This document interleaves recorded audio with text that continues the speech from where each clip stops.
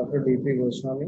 आज राजस्थान में मेवाड़ के इतिहास के बारे में आपको जानकारी देने जा रहा हूँ। मेवाड़ राजस्थान का एक ऐसा राज्य रहा है इतिहास में जिसका नाम लेते ही हम बड़े गर्व से अपने आप को, अपना सर को ऊंचा कर लेते हैं, गौरवान्वित महसूस करते हैं। इतिहास आपके अतीत की जानकारियां देता है और मेवाड़ का इतिहास एक ऐसा इतिहास है जहाँ पर शौर्य भक्ति शौर्य भक्ति के साथ साथ धर्म के लेकर व्यक्तियों ने अनेक त्याग किए हैं और उन त्यागों की को इतिहास में यदि हम देखें तो अनेक उदाहरण हमें मिलते हैं जिसके कारण मेवाड़ को इतिहास में बड़ी प्रसिद्धि मिली। अब प्रश्न ये है कि इतिहास मेवाड़ की का संस्थापना कैसे हुई, कौन इनके संस्थापक रहे और उन्होंने किन परिस्थितियों में अपने इस राज्य को स्थापित किया। मेवाड़ को इतिहास में राजस्थान का गौरव कहा जाता है। जनपद काल में इसे शिवी जनपद के रूप में जाना जाता था। इसकी राजधानी मध्यमिका थी जो वर्तमान में चित्तौड़ है। मेवाड़ का जो राज्य था वर्तमान राजस्थान के चित्तौड़गढ़, राजसमंद, उदयपुर, डूंगरपुर और बांसवाड़ा से मिलकर बना था।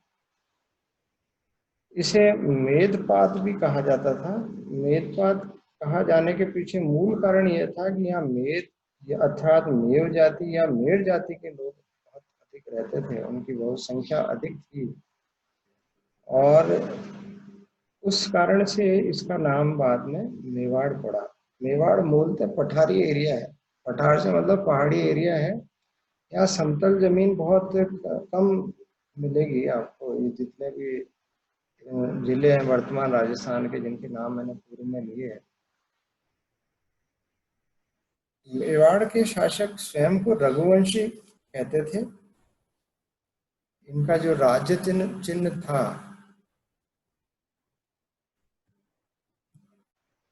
वहाँ की सामाजिक समरसता को दर्शाता है। एक तरफ भील योद्धा अपने धनुष बाण के साथ है तो दूसरी तरफ राजपूत योद्धा तलवार और ढाल के साथ है। इनका जो राज्य चिन्ह था उसका मूल वाक्य जो दृढ़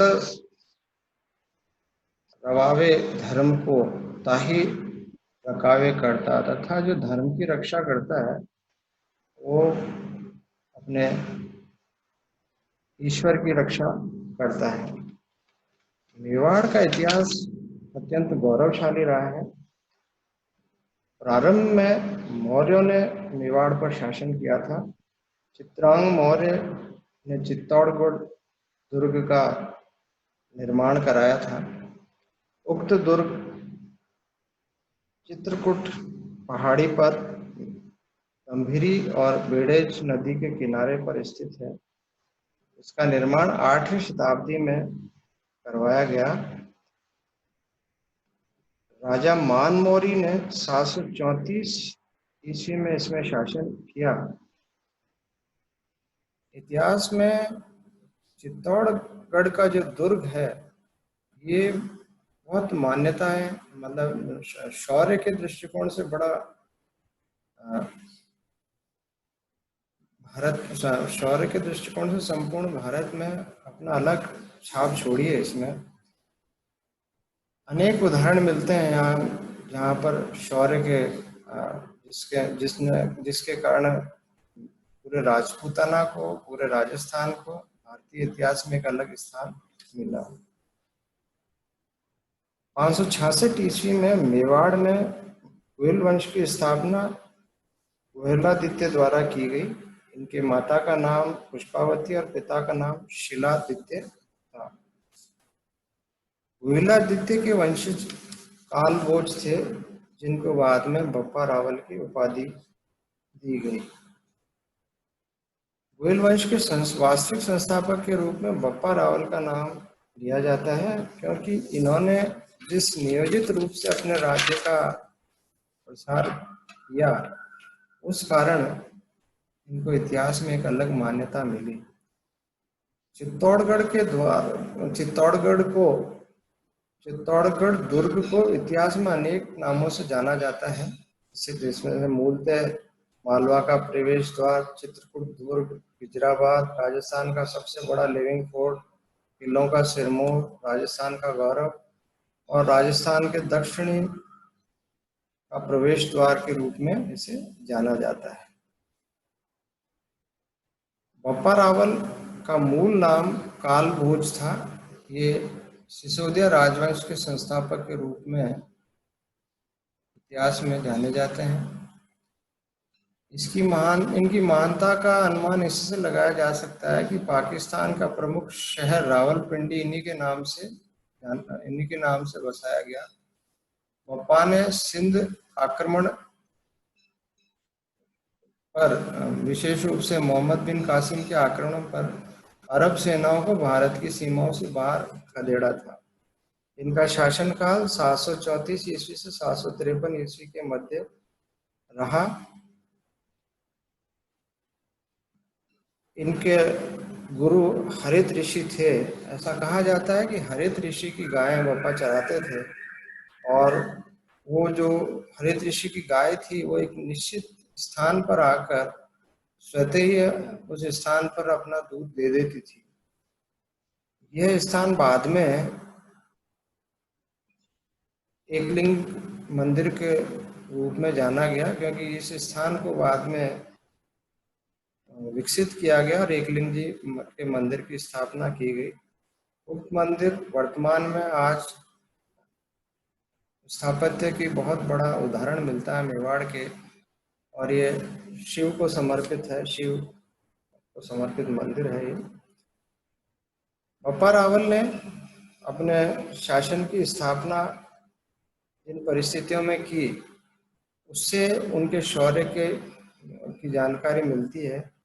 734 ईस्वी में इन्होंने मौर्य राजा मान मौर्य को चित्तौड़ के दुर्ग से हटाकर उसको पराजित करके चित्तौड़ को अपने अधीनस्थ कर लिया था। इन्होंने नागदा को अपनी राजधानी बनाया। ये वही नागदा है जहाँ पर विश्व का प्रसिद्ध सास बहू का मंदिर स्थित है। वर्तमान में ये जीर्णोशीर्ण स्थिति में है, लेकिन यहाँ जो भी वास्तुकला बची है उसको देखने से ये स्पष्ट होता है कि वह अत्यंत ही कौशल सुंदरता से बनाई गई थी। स्थापत्यकारों ने हर पत्थर में बड़ी सूक्ष्म कलाकृतियों का निर्माण किया। मेवाड़ के अभिलेख भी यहीं पर प्राप्त होते हैं, जिससे इतिहास की जानकारी हमें मिलती है। बप्पा रावल के अनेक उत्तराधिकारी हुए, उसमें से इनका तत्कालीन उत्तराधिकारी उमेर था, जिसका शासनकाल 753 से 773 ईस्वी तक रहा। इसके पश्चात जो प्रसिद्ध शासक रहा मेवाड़ का, वो था कुमानदित्य, जिसने 24 बार मुस्लिम आक्रमणों को 24 मुस्लिम आक्रमणों को झेला। इसका शासनकाल 828 से 853 ईस्वी के मध्य था, और यह मेवाड़ का स्वर्णिम काल के रूप में जाना जाता था। इसके अलावा अन्य जो प्रसिद्ध शासक अल्लठ हुए हैं, इनका शासनकाल भी बड़ा गौरवपूर्ण रहा है। 943 ईस्वी से 953 ईस्वी के मध्य अल्लठ ने मेवाड़ पर शासन किया। अल्लठ ने अपने शासनकाल में जो कीर्तिमान स्थापित किए, उनमें से मुख्य था कि इन्होंने नौकरशाही व्यवस्था को लागू किया अपने राज्य में। इसके साथ साथ इन्होंने हूण राजकुमारी हरिया देवी से भी विवाह किया। हूण एक विदेशी लड़ाकू जाति थी, और इस विवाह के पश्चात यह साबित हो गया कि मेवाड़ के जो लोग थे वो किसी भी लड़ाके से कम नहीं थे। यह विवाह अंतरराष्ट्रीय विवाह के रूप में भी इतिहास में जाना जाता है। अल्लठ ने अपने शासनकाल में अपनी राजधानी हड़ को बनाया तथा प्रसिद्ध वराह मंदिर का निर्माण कराया, जो स्थापत्य की एक जीती जागती मूर्ति है। आज इसके अलावा मेवाड़ के शासनकाल की जो एक और विशेषता ये रही है कि 953 से 971 के मध्य मेवाड़ में किसी भी गुइल शासक का उल्लेख हमें नहीं मिलता है। बाकी उसके बाद सतत 1971 से सतत मेवाड़ के शासकों का इतिहास में उल्लेख मिलता है। ऐसा कहा जाता है कि अल्लट की मृत्यु के बाद उत्तराधिकारी को लेकर लगभग 8 सालों तक परमारों से युद्ध होता रहा और परमार शासक वकपति राज ने मालवा से चित्तौड़ पर शासन किया था, लेकिन 971 ईस्वी में नरावण या नारवाहन गोहिल ने पुनः गोहिल राजवंश की सत्ता संभाल ली थी। आज के लिए बस इतना ही। Thank you.